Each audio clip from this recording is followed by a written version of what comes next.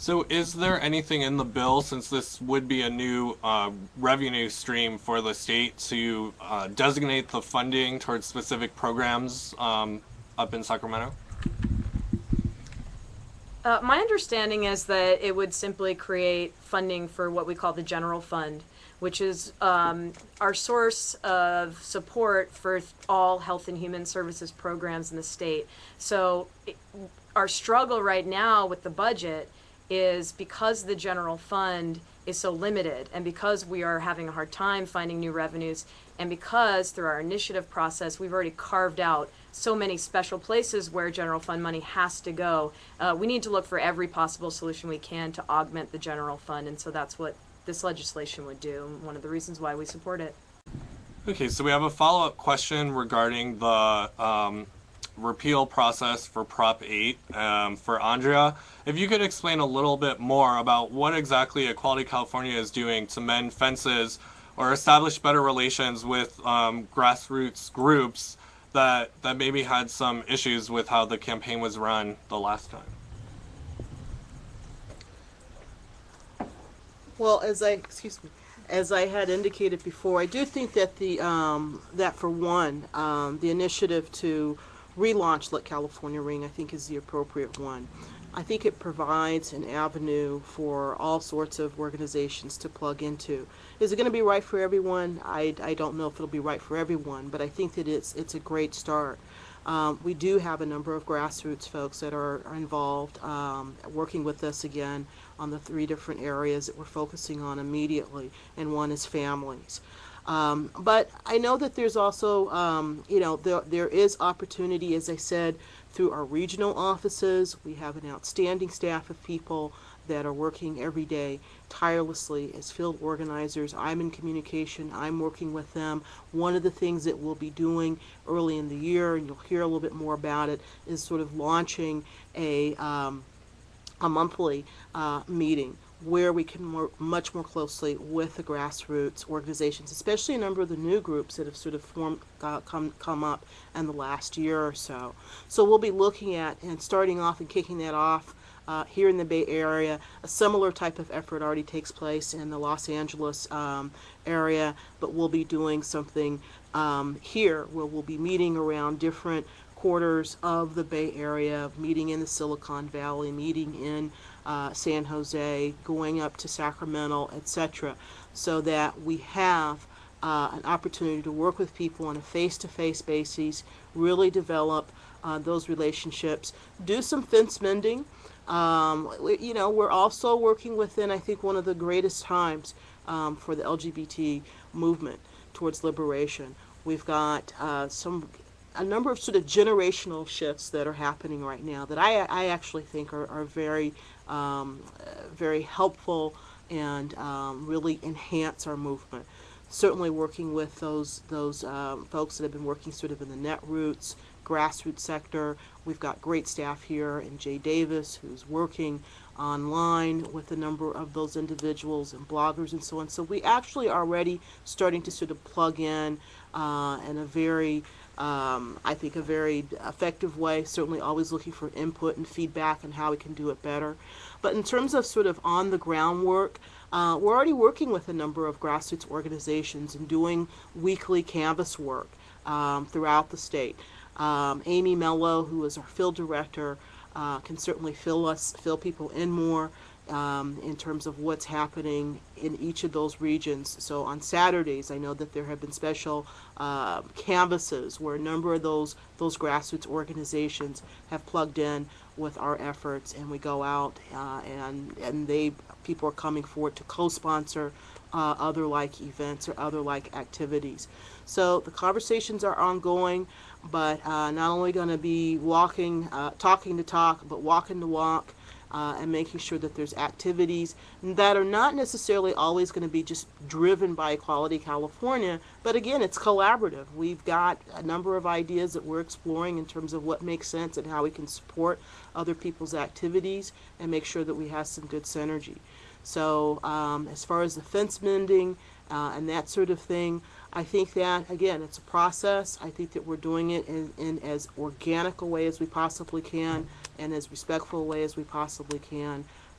doing a lot of listening, but certainly now is the time to continue to make sure that we have some action, so some walk with the talk. So that's where we are with the grassroots organizations around the state. So one of the things that the Courage campaign brought up as to why they changed their mind about 2010 being viable was whether or not the infrastructure and the leadership was in place. And in their statements in the last 2 weeks, they felt that that was not the case. So what is maybe the timeline that Equality California has in mind to get the next campaign structure up and running? Will that be next year, or do you think early 2011? I mean, when would we start seeing those decisions be made? I mean, I think right now the focus is on doing the work to persuade people. And, Let California Ring is the primary vehicle that, Equality California Institute, but, 40, 50 organizations are part of. And I think that's really where we're going to put our energy, is in the persuasion piece. But I do think, sometime in the next year or so, as the organizations are working together on persuasion efforts, we need to constantly be in dialogue and looking at the best models, finding really the best possible people, to be in different positions for a statewide campaign, from the paid media to the earned media to the field, and to have as big a coalition as possible involved. In the No on 8 campaign, there were, I think, 60 organizations that made the decision on who was hired. And I do think you want to really bring people in to an ownership position of that campaign. So I think we really need to look at that, and we need to see what happens with the effort on the ground for 2010 before we jump in doing anything, because we want to be respectful of those people who have a different view about when we should go back. And, if they are successful in qualifying, there's going to have to be a campaign built in a very short window, the same as what happened in 2008, which is one of the problems I think both we and Courage and others see, is you really need to do the work ahead of time so you have time to build a campaign structure. So how about one last clarification question regarding the impacts of the Prop 8 federal case right now. So if Prop 8 is overturned, say at the ballot box next year, does that end the federal lawsuit? Yes, it would, because this federal lawsuit, Perry versus Schwarzenegger, is only about Proposition 8. It's in federal court. It doesn't have to do, for instance, with the Defense of Marriage Act, the federal law, or laws banning same-sex marriage in other states. It's just specifically about California. It was brought by 2 California couples. So if we're successful in overturning Prop 8 at the ballot, that takes care of that. But it's important to note, if we do win a ballot measure, if one happens next year, it would moot out the case. It doesn't prevent the right wing from putting on another ballot measure to put Prop 8 back in place. If the case is victorious and goes through the system, we're done for good. If we win under federal law in the federal courts on the U.S. Constitution, the voters in California can't take it away. So obviously a victory in federal court would end this once and for all, which would be ideal. But we'll take a victory any way we can get it. Right, and just to be clear, that the case here in California would only impact California and how the state views marriages between same-sex couples. But the case that's coming out of Boston, that would affect everyone nationally. Could you explain a little bit about that case? Yeah, I think the case you're talking about in Boston is called Gill. It was brought by our colleagues, Gay and Lesbian Advocates and Defenders, a legal group that works in New England. And that case is challenging the federal law, the Defense of Marriage Act, so-called, which in this, what this case challenges is the part of DOMA that says that the federal government won't recognize marriages between same-sex couples even when they're valid and recognized by a state. So in Massachusetts, for instance, which recognizes marriages between same-sex couples, there are lots of couples who get rights and benefits on the state level, but then can't file joint income taxes federally. They can't get federal employee benefits. federal pension benefits and so forth.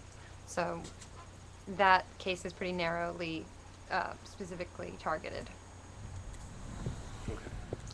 So another question came in, with all the infighting that's been going on within the LGBT community here in California on the timing of when to repeal Prop 8, do you feel that that has empowered the proponents of Prop 8 and whatever they may be doing at the ballot box? You know, the proponents of Prop 8 won, and I think they're waiting to see when we go back to the ballot, and they'll gear up at that point. I don't think the fact that there are some people who are advocating for going back in 2010 and some for 2012 really impacts what they're doing. Obviously, if something qualifies, it will impact what they do, and they'll gear up. You know, one of the things that we see as beneficial for going in 2012 is that a lot of the right-wing groups are going to be focused on a presidential race, and they're not going to be focused in California. They'll be focused in other states, and it will result also in a larger youth turnout. So we think that's a better time, but I don't think it impacts when they go back. I think one of the real differences here is every ballot measure we faced has been on the right wing's timeline. They picked the best ballot for them. They picked 2008 instead of 2006 because that was a better ballot if the court ruled and started allowing married couples, because they thought that would scare people because it would be new. So we need to be strategic and pick the best time for us. And I think, you know, the right wing would probably prefer it didn't go on in 2012 because that is what all the research shows is the best time for us. But I think we have to do what's best for our community and gives us the best chance to win. Okay, and another follow-up on what you were talking about, Geoff, regarding next year's elections for governor and attorney general. If we elect Democrats to those positions, or a Republican, Tom Campbell, who's supportive of same-sex marriage, wouldn't the Protect Marriage group be able to revive the case or appeal it to a higher court if they lose at the appellate court level? I'll answer it, and Ilona will correct me if I say something wrong. But I want to do 2 points. First, on that specific question, the only people who are defending Prop 8 now are the Protect Marriage people. And it's unclear whether they actually would have standing to go before the U.S. Supreme Court. There's something that's undecided whether a group such as them can be a party in a case before the U.S. Supreme Court. So the court would have to decide and grant them standing, which might not happen. The governor and attorney general do have standing. There's no question. So having a governor and attorney general who support our side, which at this point all the Democrats running do, and we know that Tom Campbell supports marriage equality. I don't know if he's taken a position, though, on this case yet. It's something we'll be asking him in our PAC endorsement process, is really important. So I think that's you know, a real critical piece there. And Ilona, if that's anything else to add. No, that all sounds right to me. Okay. Okay, well, we're running out of time, so I'm going to ask one last question about some more appointment news. The governor selected Abel Maldonado to be his pick to fill the lieutenant governor vacancy. He's a moderate Republican. He just actually scored 48% this year in your scoreboard that you released last week. Have you come out and endorsed his appointment to the seat? And if you haven't, why not? We haven't endorsed his appointment. We do not endorse candidates who do not support our full mission of complete equality. We believe if you don't set the bar where you want it to be, you don't get where you need to go. That said, he has the best record of any Republican ever in the legislature on EQCA-sponsored legislation. The only Republican who's done better is the governor, who has been anywhere from 60% to 100% on some years. So as far as Republican potential appointees, he's probably the best one from the legislature that could have been appointed. And if he's confirmed, it does open up his Senate seat. And there's a lot of speculation that openly gay former Assemblymember John Laird would be a front-runner to replace him, which could be a pickup for the LGBT caucus, and also a pickup for the Democrats who are trying to get enough votes to be able to pass a budget by 2/3, which would be much better when it came to protecting services for our community and preventing HIV/AIDS cuts. So we're going to watch that one and see how it develops. But at this point, we have not taken a position in support of Mr. Maldonado. Okay, well that will end the Q&A. If you are still wanting more on your question, feel free to send in an additional question through the live stream chat, because any questions that weren't asked or you don't feel like the full answer was given will be posted on Equality California's blog. Once again, at http://ca-ripple-effect.blogspot.com.